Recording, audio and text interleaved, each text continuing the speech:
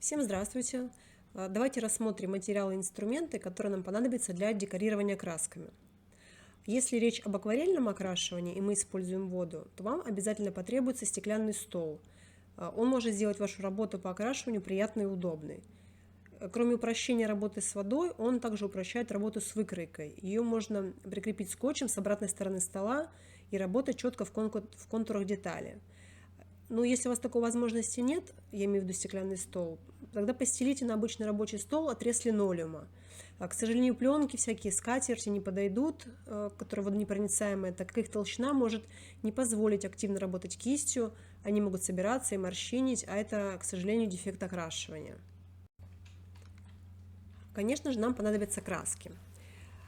Краски для контурирования и сухой росписи, то есть росписи по сухой ткани, должны быть густой консистенции, а для окрашивания акварельного, то есть с использованием воды, еще его называют мокрое окрашивание, потребуются краски жидкие. Они еще имеют пометку батик или шелк.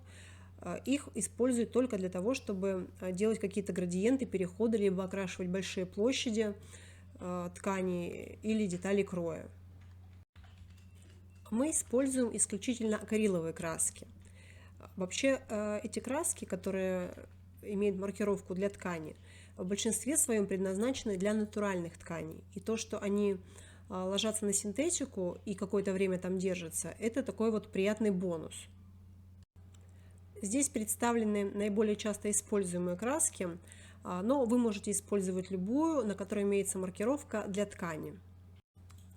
Любая краска, которой вы окрасите синтетическую ткань, будет истираться.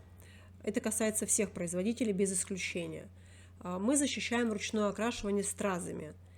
Для закрепления краски изучите инструкцию производителя. Мы обычно закрепляем утюгом по 2 минуты на участок. Режим шелк или шерсть. Там на утюге двоечка, 2 точечки. Сейчас на фото вы видите примеры тех красок, которые мы используем у себя в мастерской.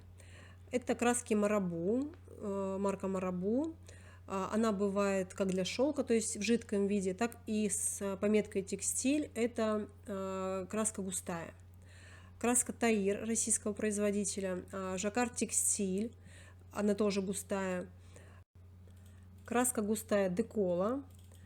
Краска густая от PBL Set Color, это краска для светлых тканей, как они ее позиционируют. Есть краска для светлых, есть краска для темных тканей. То есть теоретически PBL можно рисовать и на темных тканях. Якобы она не проваливается и держит цвет. Но это спорный вопрос, и попробовав эту краску, вы поймете, о чем я говорю. Это все краски для окрашивания по сухому, то есть для сухого окрашивания. В нижнем ряду на фотографии 2 краски для акварельного окрашивания. Это Явана, жидкая краска, и Декола Батик, тоже жидкая краска. В верхнем ряду справа разбавитель краски по ткани. Этот разбавитель мы используем, когда выполняем сухое окрашивание, для того, чтобы разбавить краску, которую мы рисуем.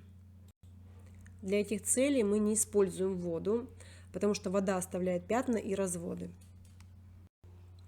Обязательно подбирайте краски таким образом, чтобы они были в постоянном доступе в вашем регионе. Это нужно для того, чтобы изучить свойства этих красок и работать только ими, без неожиданных неприятных сюрпризов в самый неподходящий момент. Кисти должны быть только синтетической щетиной, жесткие. Размер и форма зависят от задач. Размер кистей обычно указывается в миллиметрах.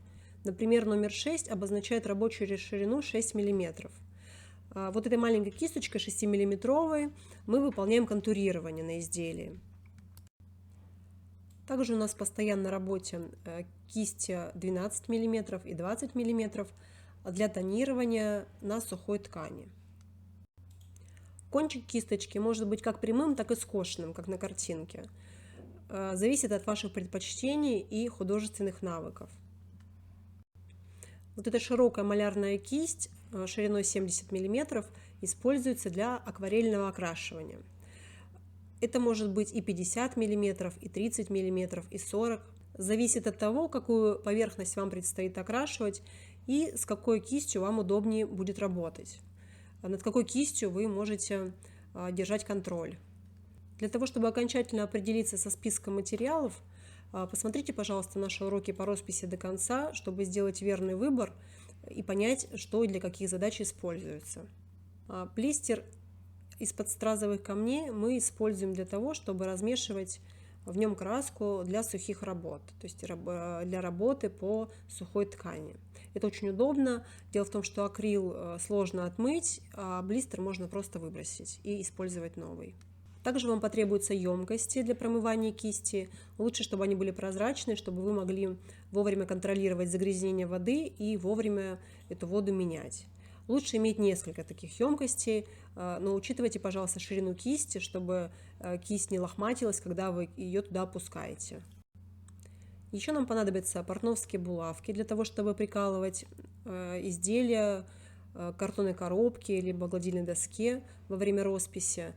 Это очень удобно для того, чтобы натянуть изделие и прокрасить все участки. Но это касается только контурирования.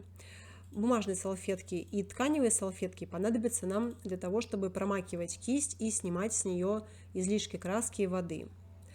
Малярный скотч бумажный потребуется для того, чтобы закрепить окрашенную ткань при сушке феном, чтобы она не улетела и окрашивание не испортилось.